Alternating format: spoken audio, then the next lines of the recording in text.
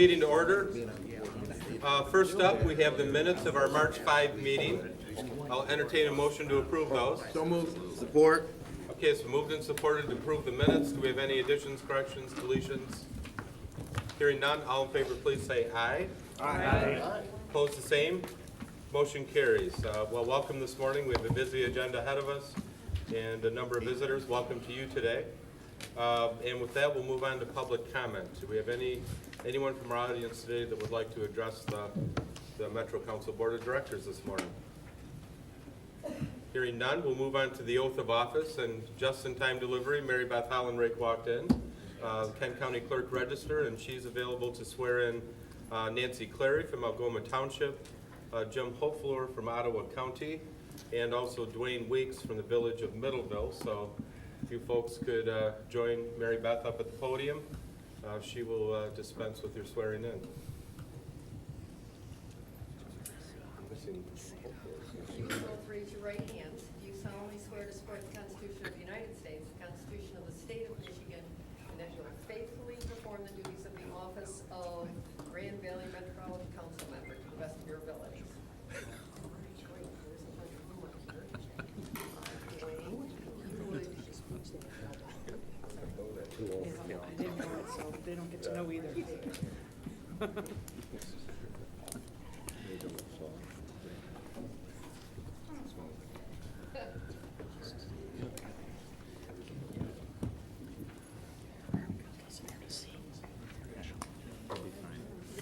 And it's also our tradition that each of you say a few words to the Metro Council. Not looking for a half-hour address or anything, but certainly would love to hear your comments this morning. I'm very pleased to become a member and represent the village of Middleville here with this council and that. I'm not very good at speaking in front of crowds, and that usually I'm better at speaking out by the car door or at the back of the truck or something like that, one-on-one and that. But looking very forward to being a member of this and being involved. Well, we welcome you. You did a great job, so.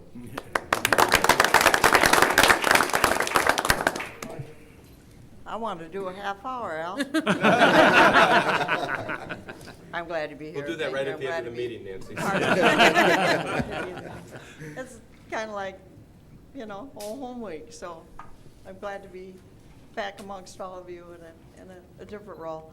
Darrell, I was here so long ago that Dick Platty was sitting at your desk, I mean, it's been a long time. Thank you. I'm looking forward to working with all of you. Thank you and welcome.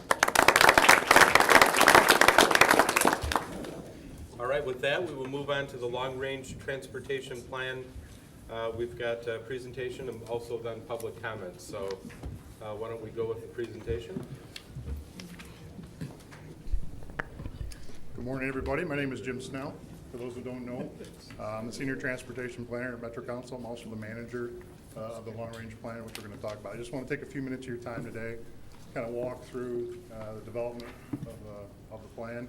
Hopefully have a few questions, and hopefully we'll move on with an approval and we can get this thing implemented. The MTP is the new name for the plan. It's called the Metropolitan Transportation Plan. It's federally mandated that we update it every 4 years. If we don't do a plan, a long-range plan on MTP, we won't be able to implement our federal aid projects. So it's real important that we keep the plan up to date, keep it federally certified, and keep those federal dollars flowing. Addresses all modes of transportation.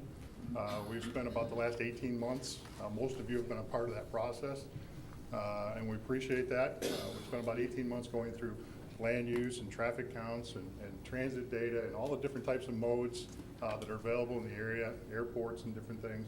Tried to bring that all together and kind of give us a transportation vision for the future. What's new? Many of you know that there's a new federal bill that was passed a couple of years ago. It requires us to look, not only put a plan out, but to basically tell the federal government that, with the money that we receive in this area and with all the other funds that we put in, what we're trying to achieve. We're going to be required to set goals for each of those areas. We'll have to show that we're going to reduce traffic crashes. We're going to improve condition of the roads, hopefully. We're going to work on that. And basically, these are called performance measures. And we'll be developing these over the next about 18 months to 2 years. working with MDOT, working with Federal Highway, and working with all you folks to try and determine kind of what the best strategy will be to get those federal dollars implemented as efficiently as possible. Participants in the process, again, all you folks, and I won't go through all of these, but it's really all the stakeholders, the public, transit, airports, everybody that has a stake in transportation. We had 400 or 500 members of the public involved, which is a kind of a new high for us. We're kind of excited about that. In total, there's probably 700 or 800 people that have their hands in the plan development, between staff and all the folks who reviewed it and all the public, all the folks who came to the meetings. So there's quite a lot of people that are really involved in this. This slide really kind of brings it all together. It really shows the outreach that we did early on, kind of finding out from you folks and from the public where you want the transportation system to go, what you want it to look like by the year 2040. We bring all that together into a document. This year, or this plan, we identified nearly $8 billion of transportation need. Unfortunately, we only have about $5 billion that we can allocate, and that includes everything from filling potholes, salting the roads, guardrail signs, all the way up to transit improvements and everything else. So we're still about $3 billion short. Unfortunately, this week we didn't get that extra bump we would have liked, but we'll do the best with what we have. With the $5 billion, we determined what the priorities were. You all were part of that. Excuse me. Once we had those priorities set, we took that back out for public involvement. We do something called environmental justice to make sure that everything that's in that plan is fair to all the citizens in the area, not just the folks who come to the meetings and the folks who are directly involved. So all people had a fair, the plan was fair to everybody is what we're trying to do. That really brought us to where we're at today. We have a document that we think is efficient. It's quite a bit shorter than it was, so it's a lot more public friendly. It's a lot easier to read, I think, and that's what we're trying to do, is trying to make it so people can be involved and aren't afraid of the document itself because it gets too big. This one. In summary, again, it's a $5 billion plan. It basically shows all the regionally significant projects, whether it be transit or airports or roads or any of the other types, non-motorized, safety, those types of things. It shows all the different federal funds that we get. It shows all the local funds that we allocate to the process, and it really brings it together, hopefully for a vision for that future. This map really shows, in the past, we've heard that, you know, all we want to do is widen roads and things like that. What's on here is really the blue lines are really the widening projects, and it's really minor when you look at the system itself. These are the blue are capacity improvement projects. A lot of it has to do with 196 and East Beltline, which I think we could all agree could probably use a little help. The other projects are projects that are currently programmed for preservation type projects. We don't tend to program 30 years out for potholes and things like that. Though we can count on them being there. Yeah, we can tell you they're going to be there. What we tried to do this time is do a really simple public opinion survey. We did this when we kicked off the plan to begin with.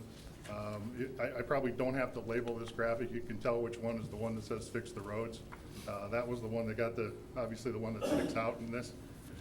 We did have really good participation with this survey. We tried to simplify it as much as we could and still get the information we wanted. But really, I think the message was clear when we started this process, where we wanted, or where the public wanted the funding, the available funding to go. This plan reflects that. Every dollar that we had available that wasn't obligated to go to a source is going to pavement preservation. About $500 million is dedicated to that in this area. Unfortunately, it's about a third of what we really need. But we did listen to what the public was telling us, and it does reflect in the plan. Next steps. Today, hopefully, we'll get a board adoption today as the projects that are in the plan get implemented through what's called the Transportation Improvement Program, which will come back to this board. That really takes the plan, takes the projects from the plan, and assigns funding for them. So you'll see that We'll begin that process this fall. You'll see that next spring or next summer probably. I mentioned earlier performance measures, and again, we'll have to determine where specifically we think we're going to be in a few years so that we can meet those targets. We'll be developing those next spring.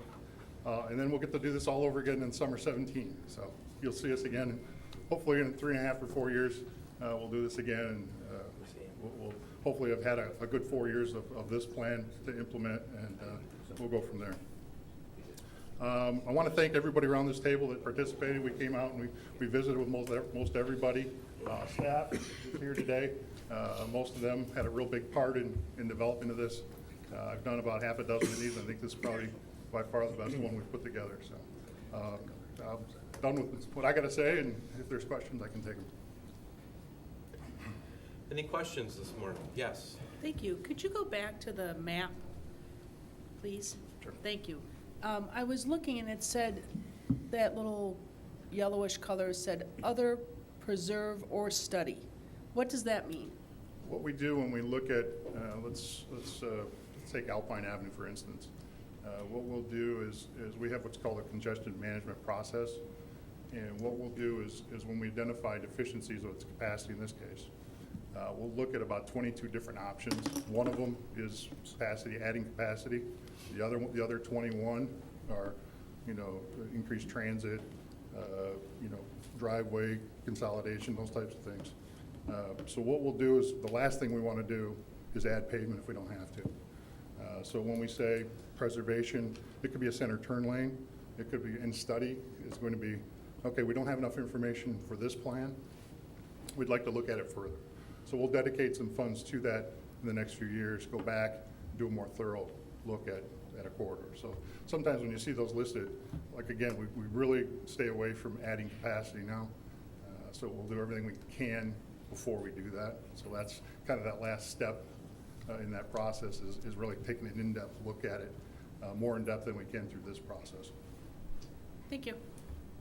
So members of the board, what we're doing today is this has already been through, as we said, 400 people have looked at this, and it's been through the policy committee.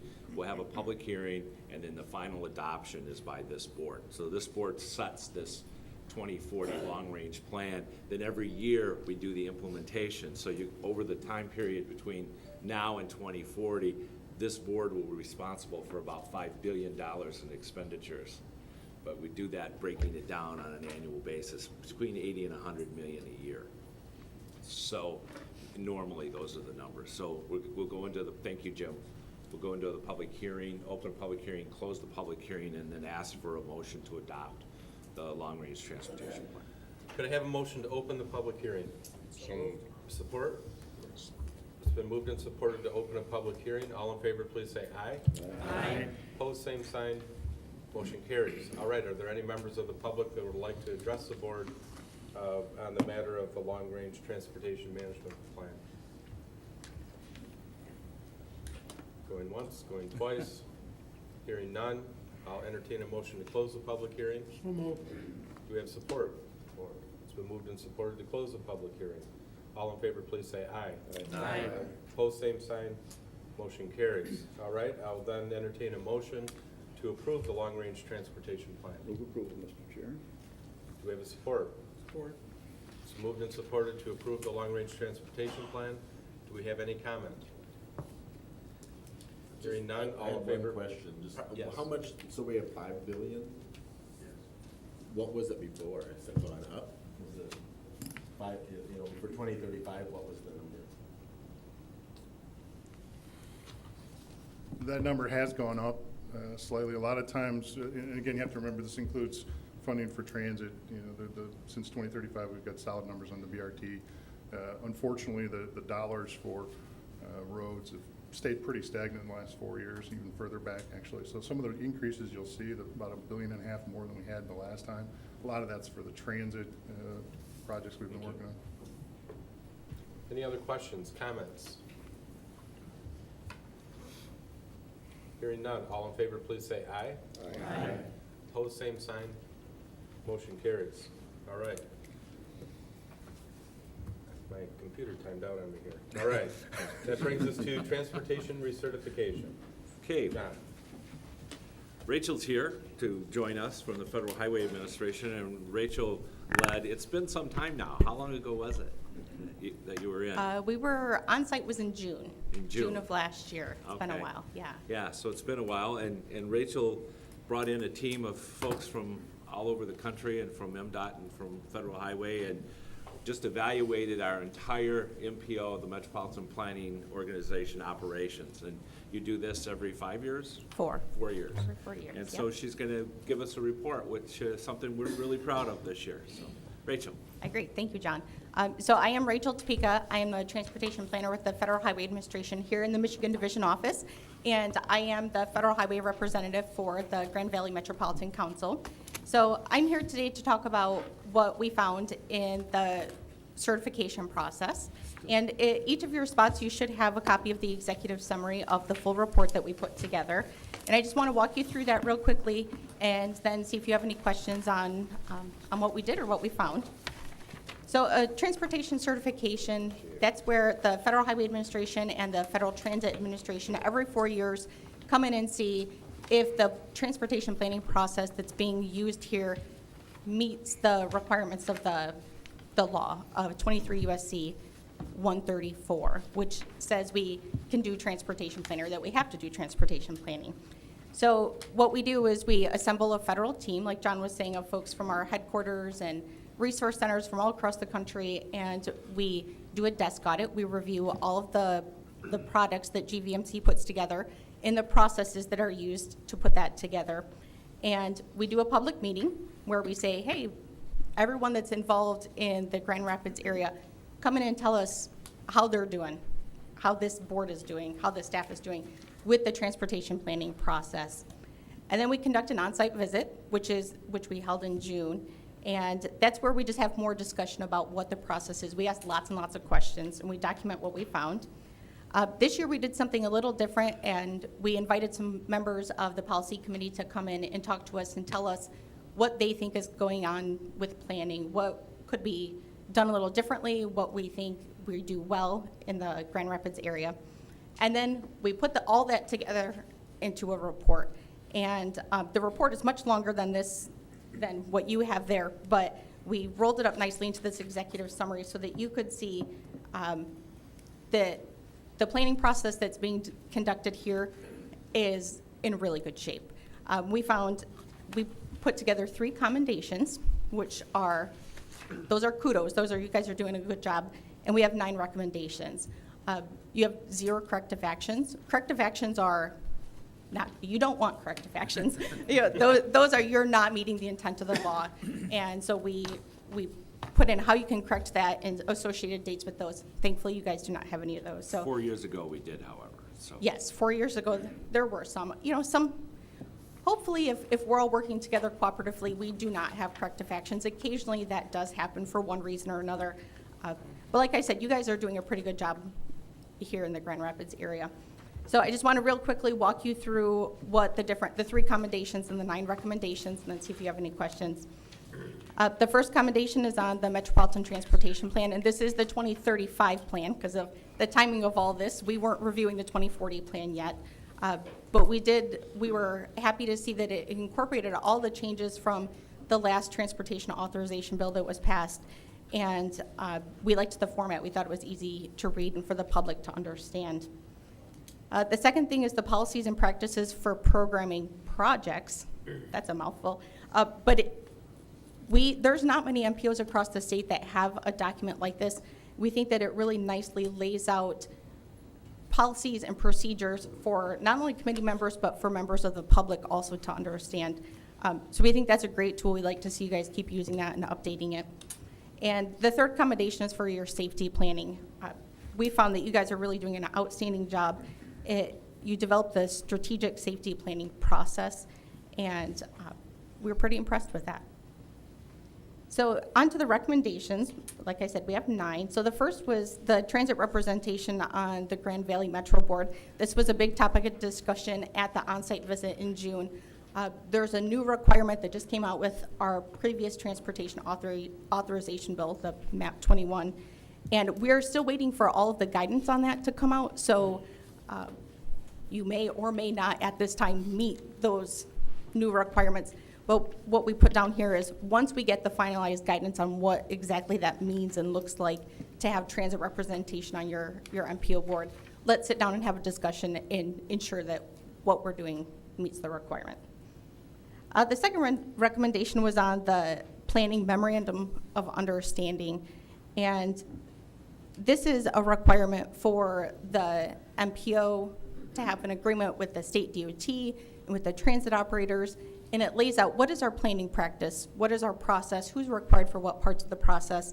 And what we would like to see is, once we get our new requirements, our new regulations with MAP 21 authorization, we would like to sit down and look to see where we can update those. And if possible, instead of having multiple agreements, which we have right now, we want to see it laid out in one big planning process agreement where everyone's roles are identified. The third recommendation is on the Unified Planning Work Program. And this is the document that every year is created. It has what planning activities the MPO is going to work on and the associated budget. Couple minor recommendations in there. We'd like to see a schedule included for the bigger work activities, what the process is going to be for completing that. And we're actually doing that across the state. We're having everybody include that. And then we would like to see a little bit better job of monitoring and sharing the work progress. Sort of bragging about, this is what we completed, not just so that the committee members know, but also so that the public knows what we're spending our federal dollars on. Our fourth recommendation is on performance-based planning and programming. And like Jim was saying, this is a brand new requirement that we just got. We still don't have all of the requirements or the regulations for this. So this recommendation, everybody across the state is hearing this right now. Do what you can to be prepared so that when we do have the requirements for MAP 21 and performance-based planning released, then we're in a good spot to get that implemented in the timeframes that are put out there. And we did suggest that staff attend a peer exchange. It was a training that we just had in April, and they did attend that. So. Recommendation 5 talks about the environmental justice analysis of the Metropolitan Transportation Plan. And GVMC does do an environmental justice analysis, and it's a pretty good process. What we're looking for is to take it sort of to the next level, though. This is actually something, again, we are doing across the state, and we are currently working with the Federal Transit Administration to put together some training so that folks can see this is what we mean by the next level. So we would like the GVMC staff to attend that training. The sixth recommendation is on the Transportation Planning Education Campaign. So this is the first time I've ever actually put together a recommendation like this. But we heard from both the policy committee members that attended the on-site visit and from members of the public that they're looking for GVMC to put together or to release a little more information on what it is that we do, what is the planning process, and why is it so important. So we're just recommending that staff look at putting together maybe a little bit of an educational campaign, and I'm not exactly sure what that would look like for this area, but I'd be happy to talk to them about it and brainstorm some ideas. The seventh recommendation is on the travel demand model, and this was not a surprise recommendation at all. Staff has been saying that they're looking to make some improvements on the travel demand model, and that's one of the analysis tools that's used in the long-range planning process. And so we just made a recommendation to look into a program that we have here at Federal Highways called the Travel Model Improvement Program, and to see if there's anything there that could be of use to them. The eighth recommendation is on the Transportation Improvement Program, and this is specific to the financial planning process. We've had an initiative in our state going on for, I don't know, a few years, I think. At least maybe 3 or 4 years.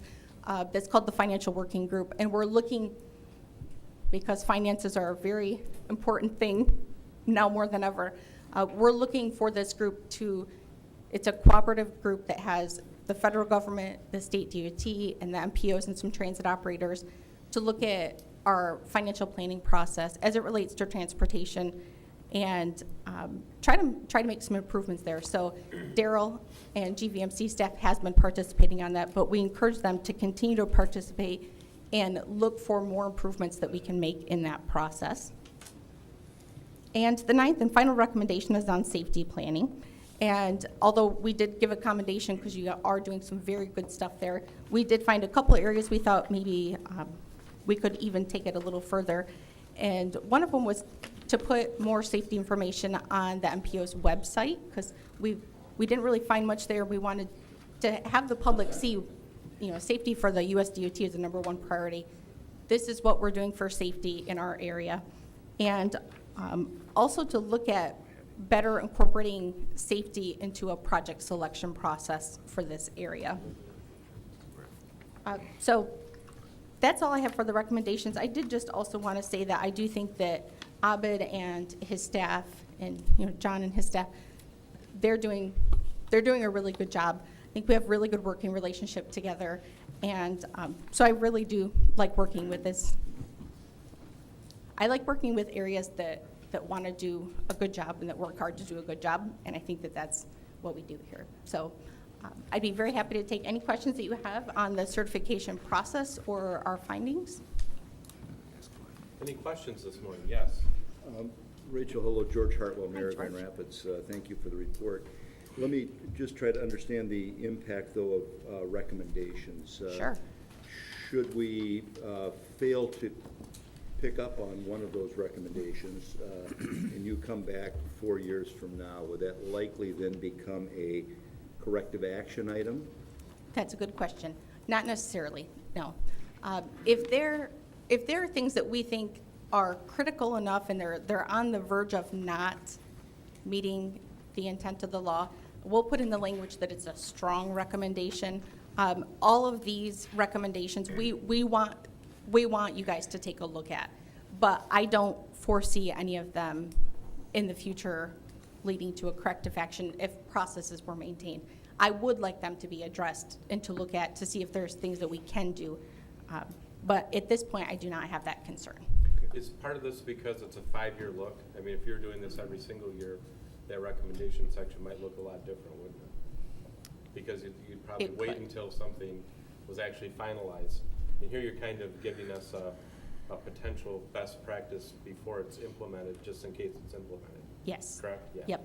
Yeah, we, when we put together the report and even our discussions at the on-site visit, we use a lot of what our day-to-day interactions that we have with the staff. We attend meetings, we review documents, we provide comments ahead of time. We don't just wait for the certification review. So hopefully if there were any issues that would come up between now and 4 years when we do the next one, then those would be addressed then and not wait to the certification. Very thorough job, Rachel. We thank you. Any other questions before we, yes, Mayor? So in overall view of the situation, compared to other communities and other areas that you do, where would you rate us? Ooh, that's a good question. Well, I only work with five of the 13 or 14 MPOs that we have in the state, but I think GVMC does a very good job. So she has to answer to Kalamazoo next week. I know. Yeah, okay. I'm driving right up to the You're being recorded. No, I'm actually driving up to Muskegon for their MPO meeting this afternoon. So, Okay. no, I think you guys do a very good job. Yes. I had a question for John on this. If any of these recommendations involve funding, how is that figured out and planned for? We'll have to take it out of what we currently have. It'll just have to be reappropriated. But the recommendations that Rachel's talking about are ones that are more a matter of process and internal. Some of them, there aren't even guidelines yet for. So That is true. It's anticipating what the federal government, if any of us can do that, it's anticipating what the federal government could want us to do in the next 5 years. And if they do, we'll do it. That's just part of it. But it's the way we've been doing it. It's sort of like all of us in government, right? We have to respond to those in higher levels, and we'll take it into account, we'll deal with it. Well, I was specifically looking at the Transportation Planning Education Campaign. Yeah. That one, to me, looks like it needs money. Well, it might, and it might need some Not. public relations assistance as we go through all of the work that we do. I think what the state, go ahead. Oh, I was gonna say, if I could jump in. So both the Federal Highway Administration and the Federal Transit Administration provide transportation planning dollars to the MPO to do this sort of thing. Right. And we actually had some good discussion about the Clean Air Action work that the MPO already does in cooperation with a couple other MPOs, in using a lot of those same strategies, because we think that those are really good. So not creating whole brand-new practices, but copying what you already have, just for a different topic or focus. Diane, that one in particular, I interpreted as, they gave us a commendation for it. You're doing a great job. Now, let's tell the world, so more people know that you're doing that really great job. So it's more of that's a good one for us to sort of be bragging about. Okay. And that's not been the way we've operated. Yes, Bert. Kind of tagging on to that, the one right above it, number 5, could potentially have expense line item, staff training. Does this board or would the executive committee at some point kind of prioritize the recommendations of ones we think are the most important to try to address first, and so that we actually kind of Yeah, make progress through? what'll happen with it, Rick, is the policy committee of the Transportation Policy Committee will take a look at these as we move forward as agenda items to the future to look at that. That's where it gets handled, rather than coming here to the board. If there are significant actions, it will come to the board, but otherwise, it'll be incorporated into the work plan and the planning efforts that we do. And that, the environmental justice training that we're putting together, that is a free training that we're providing to all the MPOs across the state. And we're building off of existing tools like the tribal demand model that we already have, to see how we can better utilize the tools we're already spending money on to do this analysis. We definitely understand budget constraints that everybody's, including our agencies, are under. I think just for the board's knowledge, anything to do with transportation is covered by transportation dollars. We don't really dip into the membership dues or anything like that to pay for this type of activity. It would just come from that allocation we get from the Fed. So, right. Any other questions or comments? Well, I'll entertain a motion to receive this report. So moved. Support. It's been moved and supported to receive the transportation recertification for 2014. Any comments on that? All in favor, please say aye. Aye. Opposed, same sign. Motion carries, and thank you very much. Thank you, all. Rachel. All right, next up, we have environmental programs. John? Okay, Wendy, if you could come to the podium. Last week, we had the the annual Elgrow Spring Forum, which Wendy was in charge of with our small environment staff, and it was just really well received. There was 100 and how many did we end up with? 100 people, and the turnout was good. It was strong. It was a good conference and a good day session that resulted in 2 major news articles over the weekend that came about because of that. And I thank Tim Dye in the back from Truscott Rossman for helping us do that. So anyway, we're here to talk about 2 opportunities, and they're great ones, things that we've been working on and things that are important for our community. So the first one is there's a resolution in your packet, and Wendy, you want to talk about this? Sure. We've been in front of you before presenting this project, answering questions, and been involved in the project for quite a long time. So we would like to just sort of move it a step forward and be able to endorse, all the wonderful things about this project. Looking at the environmental aspects of it, restoring the river, just creating the river as a really valued resource in our area. Looking at the social impacts for recreation, creating this as a destination point, but also a sense of community.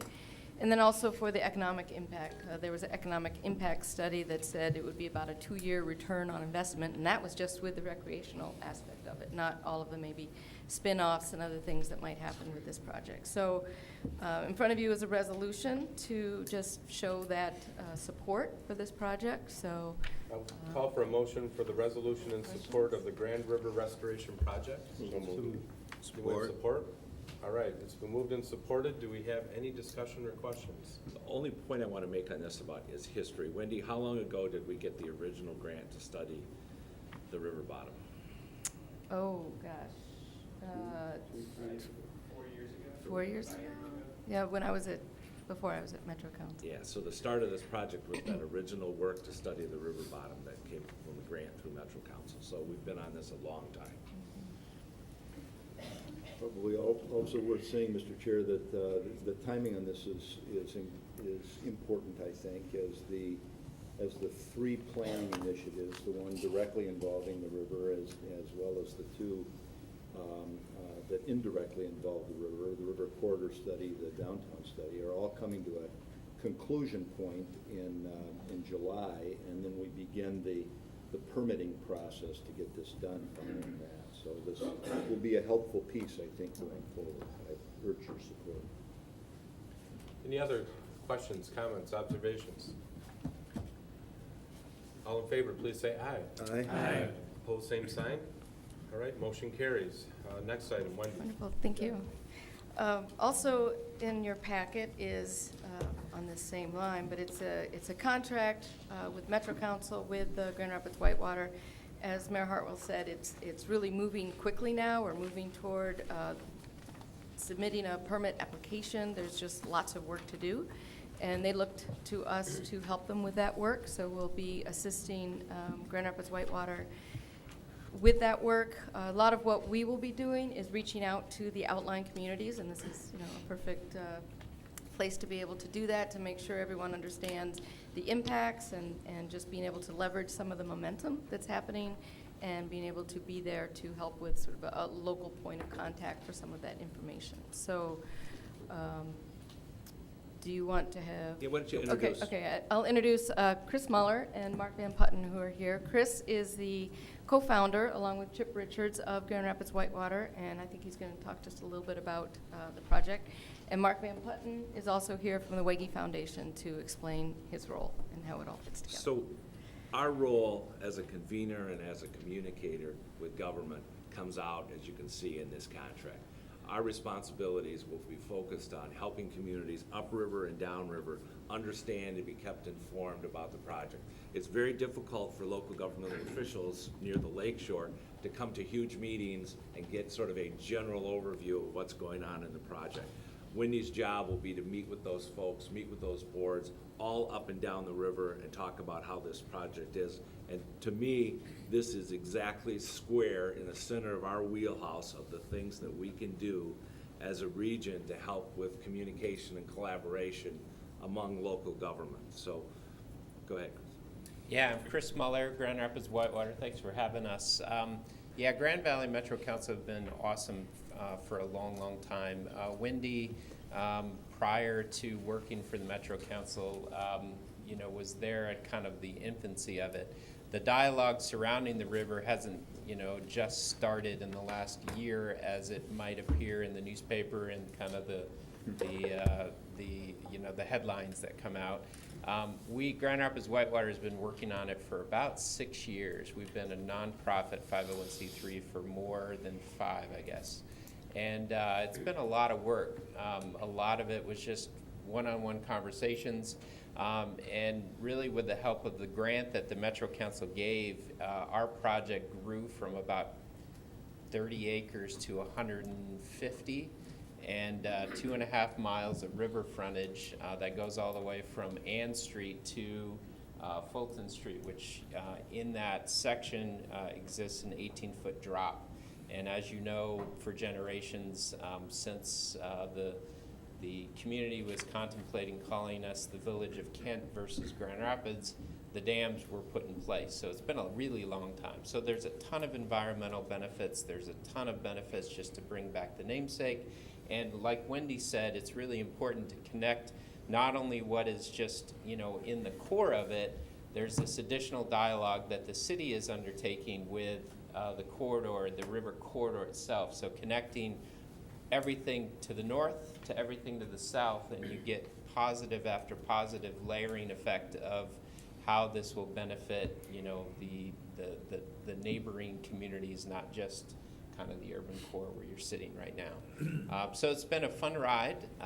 It's not without its added complexity as we continue on.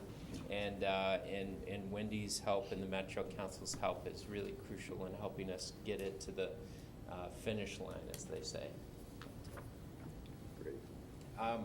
Also, the help, we wouldn't be here without the help of private foundational support.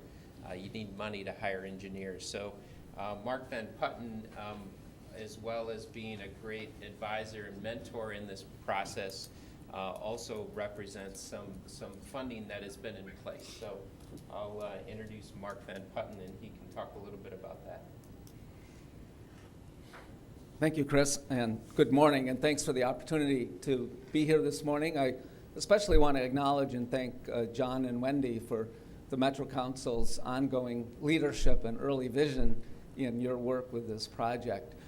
My name is Mark Van Putten. For the past 13 years, I've been an advisor to Mr. Wegge and the Wegge Foundation on their environmental philanthropy, and for 21 years before that, I was with National Wildlife Federation, including serving as its president.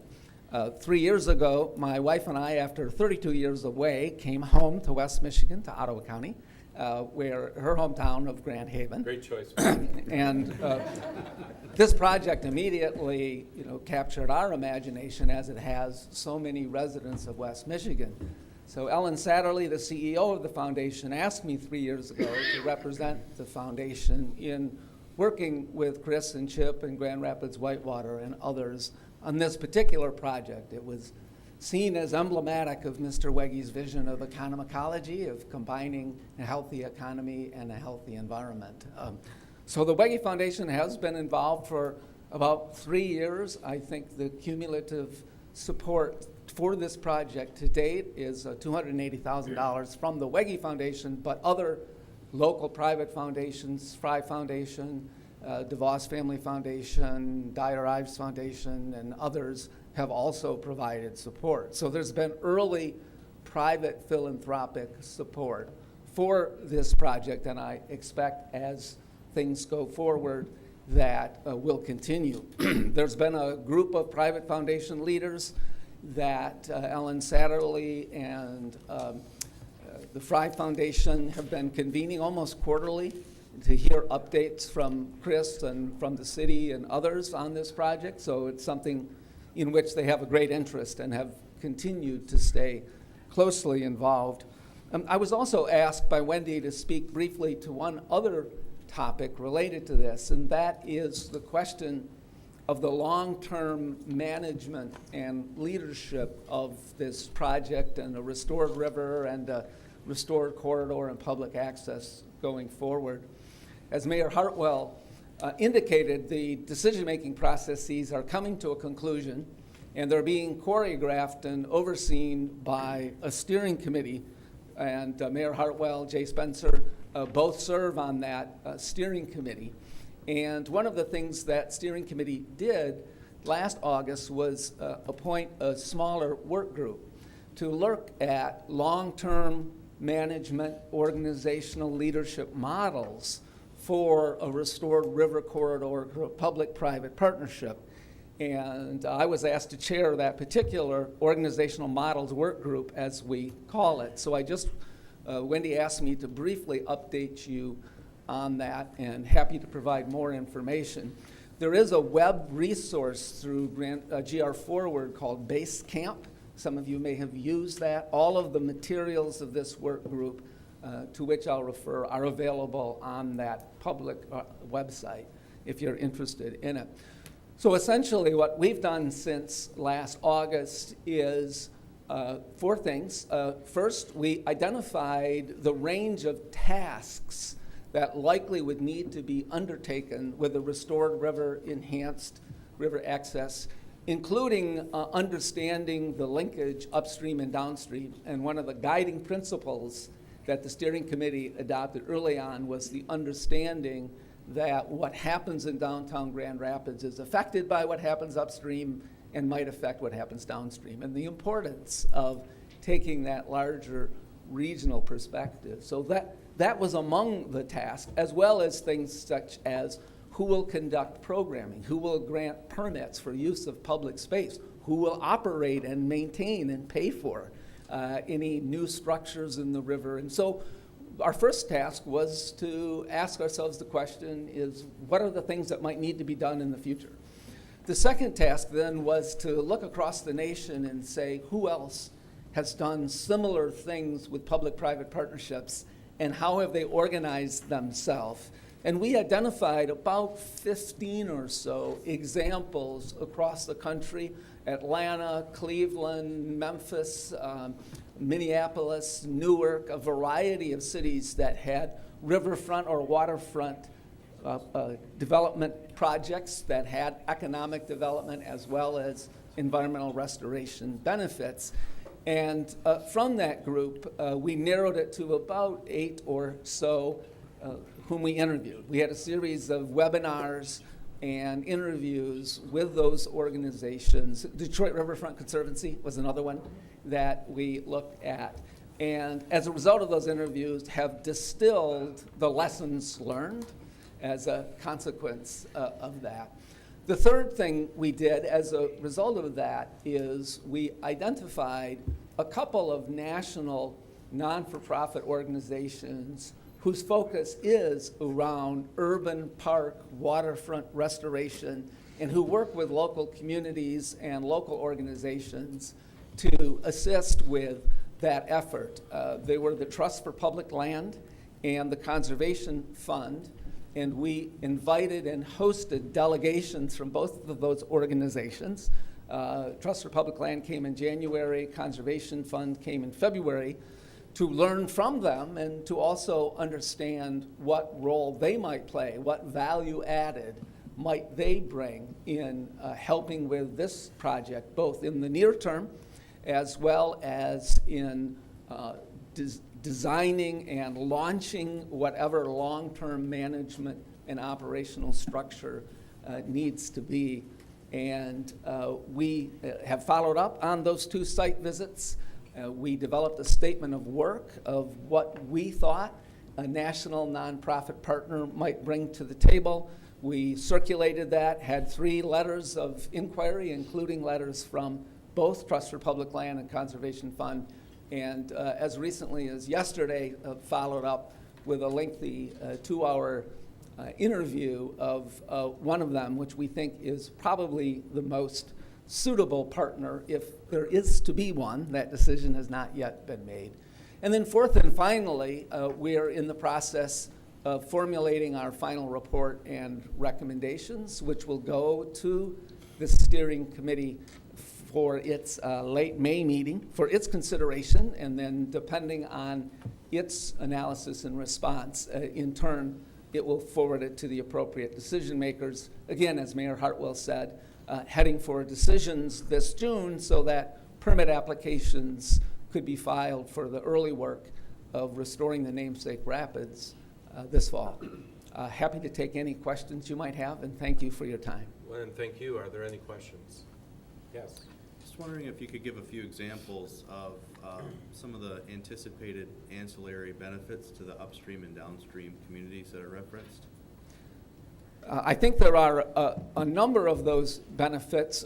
First of all, are just the economic benefits in terms of the river becoming recognized as a central asset that West Michigan has, and attracting additional visitors, additional recreation use. As Wendy said, there was an economic benefits study done that looked only at those benefits, and those are significant. Secondly, there are opportunities upstream and downstream, just like you do as an MPO perhaps, for more coordination and also additional funding, particularly federal funding. This project is one of 18 federally recognized urban water federal partnership projects across the country, which improves the likelihood of federal funding from I think it's now 13 federal agencies that are part of this process. And for example, the Natural Resource Conservation Service, the Department of Agriculture, is the co-federal lead, and they've already begun looking upstream at some of the opportunities for wetlands protection, restoration, natural areas, which might be eligible for Department of Agriculture funding as part of this overall urban watershed approach. Downstream similarly benefits, I think, all the way to the Grand River. Our group did meet with John Schultz, who was one of the Ottawa County Parks and Recreation Commission, was one of the interviewees. I should have mentioned that, to learn from the Ottawa County experience, to understand the Grand River Greenways vision and how this might link into it ecologically as well as economically and for fundraising purposes. So I think those are examples of some of the ways in which it would benefit upstream and downstream. Thank you. As we know, all roads lead to Rome, but all waters flow through Ottawa, so we do appreciate that. So, any other questions or comments? This has been a real interesting process for us. As many of you know, we've opened up the conference room that's across from my office to the community to use. The Whitewater guys have been using the room a lot and having lots of meetings with lots of different people. One day the house was full and I said to Wendy, well, how many people did you have in there? And it was like 30 people in the room and 9 federal agencies on a conference call at the same time. So it's really got momentum, and I think we should all be proud of the work that's been done. And now the Wege Foundation and Whitewater are recognizing that with this contract and asking us for dedicated help. Very good. I'll tell you what, with that, why don't we get a motion on the floor for approval of the agreement between GVMC and Grand Rapids Whitewater? Support. It's been moved and supported. Do we have any further discussion or comment? I just have one very brief comment. As Daryl knows, I've been working way too long on an early history of commercial fishing in West Michigan and Grand Haven. And in reading the mid-1800s papers, Grand Rapids wasn't even called Grand Rapids by the inhabitants of Grand Haven. It was just called the Rapids. So far before there being a Calder, I think the symbol of Grand Rapids in West Michigan was simply the Rapids. So it's kind of interesting in a way to come back to that. At least you weren't calling it the Village of Kent. Or the Township of Kent. All right, do we have any comments of more note than the one I just made? All right, all in favor, please say aye. Aye. Opposed, same sign. Motion carries. And next we will move, thank you very much, everyone, by the way, for all of your hard work for this great effort. And then we also have one item that we passed out that we'd like to have prior to the reorganization of Regis, and that would just be a little bit of housekeeping. That would be a resolution to approve a Grand Valley Metropolitan Council account with Mercantile Bank and appoint signers. So moved. It's been moved. Do we have support? Support. All right. Any yes, Si? I've been called many things, and Cyrus is not one of the worst ones, but my legal name is Cyril, not Cyrus. Oh, okay. Well, my signature, you can't Well, tell the difference. why don't we make that a friendly amendment to call Si who he really is? You've been called worse, though. In fact, even this morning. Honest about it. Thanks, All right, any other discussion or additions or corrections? All right, all in favor, please say aye. Aye. Opposed, same sign. Motion carries. All right, now we will move to reorganization of Regis. John? Rich Hartman, are you here? Can you jump up? In the back. He's not in the back anymore. He he's in the snuck front. up on He us. snuck out. Try to be efficient, sir. Okay. In your agenda packet, we have the new Regis reorganization structure that I put in place a week ago, last Monday. This is the result of efforts of, I don't know how long, Rich, a year, maybe? Maybe more. Brian Donovan sits on the executive committee of Regis as well as the Grand Valley Metro Council Executive Committee. Rich is the chairman of the board of Regis. What we did with Regis is reorganized it, and as you know, we used to have a memo of understanding that separated the two agencies. That memo of understanding was eliminated a while back. Grand Valley Metro Council is the board of directors and the oversight as through your executive committee to me as the executive director. To the right side, Chris will continue to do finance, Gail, HR. The Regis board and the Regis executive committee, since the memo of understanding were eliminated, became advisory boards with real decisions and especially financial controls being put back here as it was prior to the separation and the memo of understanding. So we reorganized, we eliminated the position of a Regis Executive Director, put me in charge of that position for now, working with Jason and Greg and Jing, who are our 3 staff persons who are working with Regis. Margaret as an intern, and then Aaron, who's an administrative assistant, who moved from being an administrative assistant to just Regis to being an administrative assistant for the whole agency, which saves significant amounts of money. I'm going to let Rich do a little bit of why we did this, but one of the really important reasons is to empower the technical users of Regis into a leadership of what they need so that we're serving them directly. And Rich, you want to talk about it from the Regis side? Yeah, thanks for having me today. It's good to be with you. I just want to say thanks initially for John's time. We don't directly pay for that at Regis. We are great partners, but we don't necessarily pay for that service in general from John. He's really helped both executive committees know what they don't know, and I think we knew we had a financial problem, and that was the impetus for the move. We also have learned that we can be more collaborative while being sustainable and maybe be more innovative. So those things coupled together and converging as we've been doing this over the last year have really led to the move. John's done a really good job of educating both executive committees, and I think that education has really given the confidence for us to want to move forward. We do feel like we can be a leader in GIS in the region, and we're really excited about being a viable, meaningful organization going forward. So this organizational structure went first and was developed through the Regis Executive Committee and was approved unanimously by that board, and then at their recommendation went to the Grand Valley Metro Council Executive Committee and was approved unanimously by that board. It doesn't have to be approved by the boards, but I wanted to take it to the boards for information well ahead of time, and that was approved. The center square, to me, is really key in this because there has not been a consistent, meaningful interchange between the users of the system. There may be with some of you as board members, but the actual technical users of the system and how the system performs and what the system does. And there's a big difference there.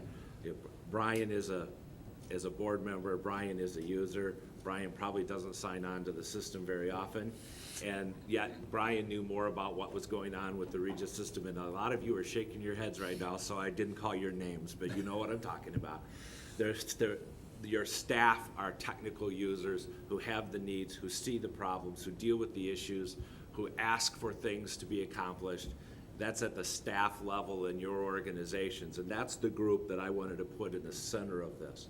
I met last week with that group who had met off and on about every other month with, sometimes canceled, 5 to 6 people. We had 10 who came for the meeting, and I just directly told them, we need you to be a part of this. This isn't we're selling you service. This is a collaboration. You're owners. Think of it as a co-op. You're all the stockholders. You need to tell us what you need, and we need to figure out together how to do that economically viable. And if everybody here has 10 things that they want that only they're going to use, we will go bankrupt. However, if one of you has a bright idea, police crime tracking as an example, that Wyoming is doing today, that next time around, maybe 5 police departments will get involved in that. We can serve all that need rather than doing individual kinds of projects. So we need to enhance the collaborations, Regis collaborations, and partners. We don't have any right now, but we are forming them already with Ottawa County, with the City of Grand Rapids, with Kent County. Those folks have been invited to come to our next users group meeting so that we can work together as a larger region on what is the future of GIS. And I can tell you, it's a lot more than just mapping. It's using the data that we have in the mapping to do analysis and other things. So you're going to see in the coming months as we implement this, a greater involvement by your staffs and also some requests that we're gonna have for you. We ran a map yesterday. I ran a map that Rick Baker had asked for at the chamber showing countywide zoning just to get a handle on how much industrial zoning we have. We were able to run that map. Daryl actually took the map. But we don't know that the map is accurate because we don't really know when the last time each of our municipalities submitted their current zoning data. So we were able to print what we had, but it's only as good as what you gave us sometime in the past. We're gonna be asking for that information so that we can be providing our chambers and our economic development partners and the county and others who may need that kind of documentation, accurate documentation. And that's one of the things that Regis hasn't been doing in the past that we're going to be doing in the future at a different service model. So I'm presenting this to you guys today just for your information. And please contact me if you have any questions. Or if anybody here has any other comments, I'm sorry, Brian or Rich or, no. All right, any comments or questions of John? Thank you, John. Thank you. And I know Rich, Brian, we've had a whole team working on this for some time, and it's good to see us coming to a resolution and moving forward. So thank you for your efforts. With that, I guess, we'll have the mayor kick off our roundtable.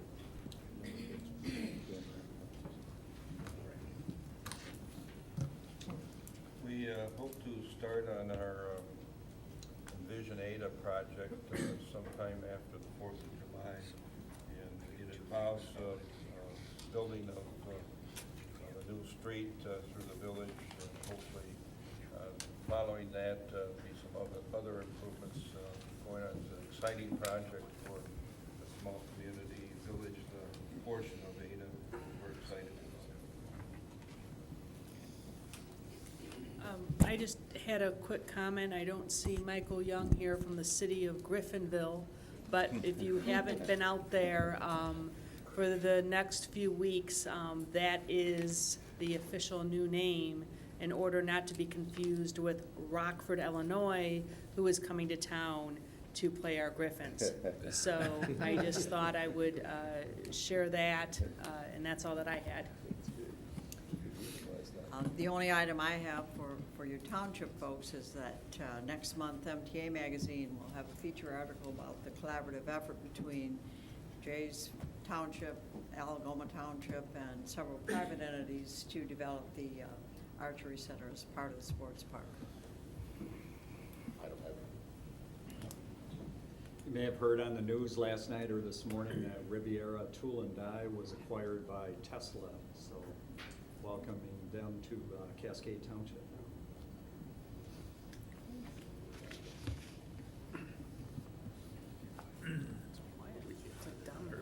A little activity in Greenville on May 30th, which is the third annual triathlon. Talk about transportation, water usage, all this kind of stuff.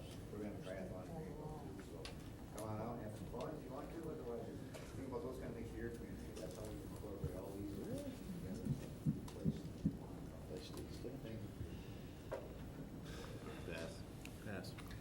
At your place, you have a beautiful trifold from Grand Valley State University that shows our economic impact in West Michigan. And just a couple things I wanted to highlight is that we are now up to $730 million per year, almost $750 million economic impact in West Michigan. And a week and a half ago, we had over 5,000 graduates cross through on commencement.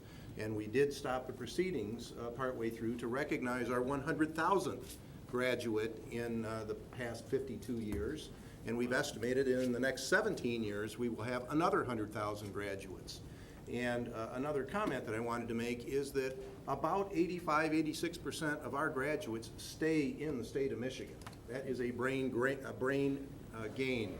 And as we look to our leaders in Lansing, and perhaps some might say that's tongue-in-cheek, but as we look to our leaders in Lansing,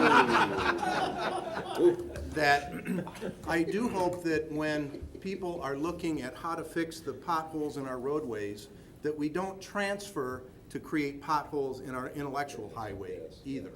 that's really important as we think about that. So thank you all for what you do to Grand Valley State University to bring this success to West Michigan.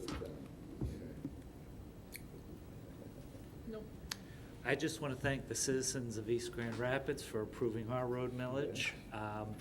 And I would invite the state legislature to come to West Michigan, because there are several communities here who have successfully partnered with their community members to pass road millage.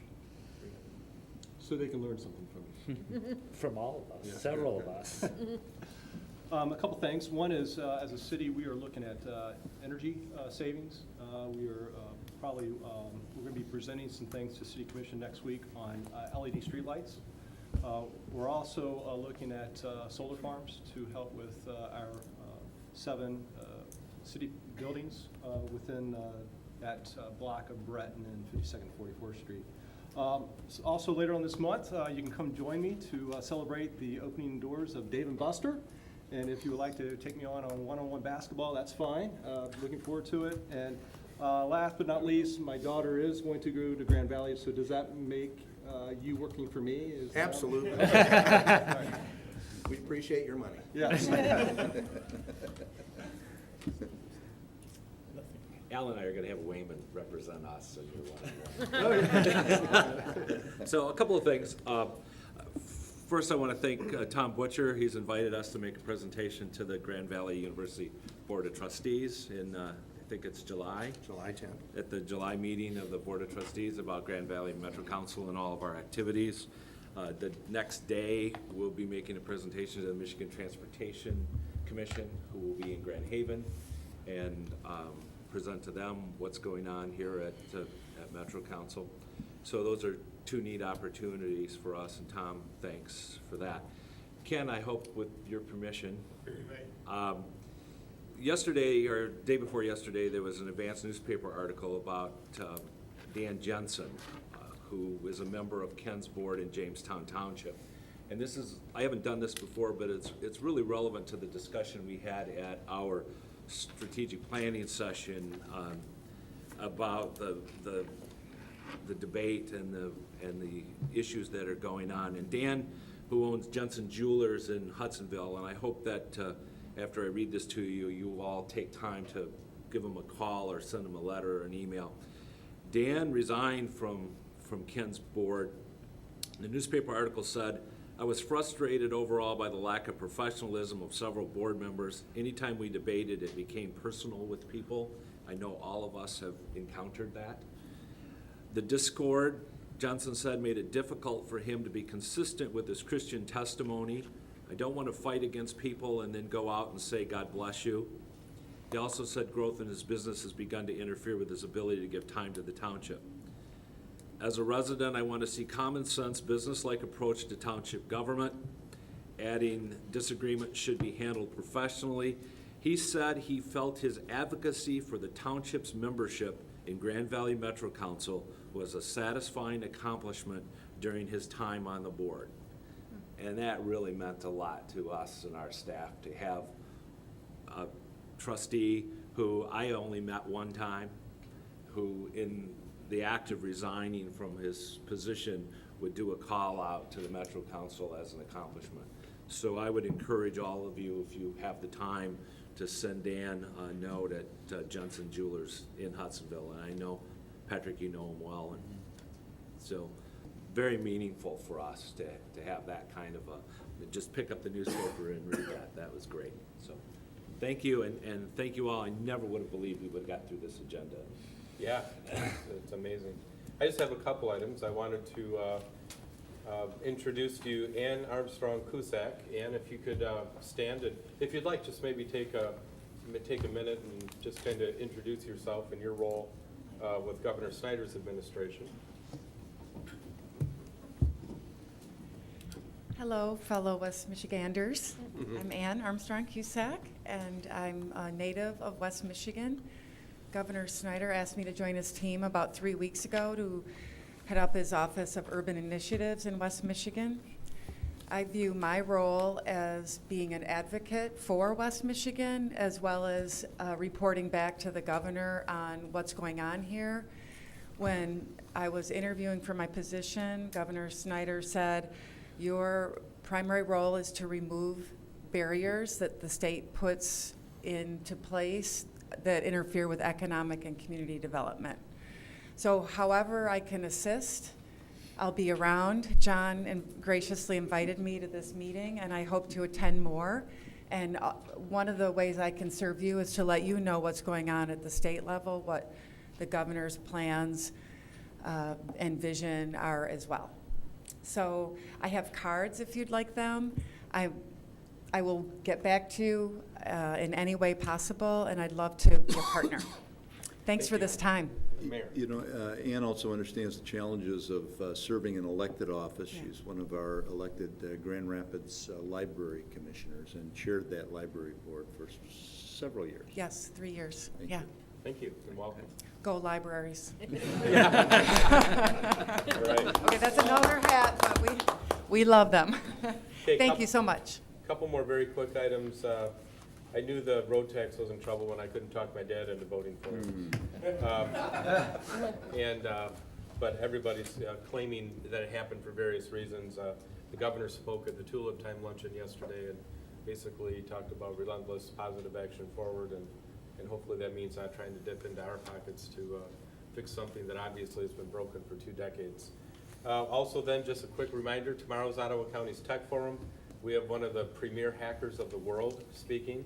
As a 15-year-old, he made thousands and thousands of dollars being one of the world's premier hackers. He now, after time in safekeeping, now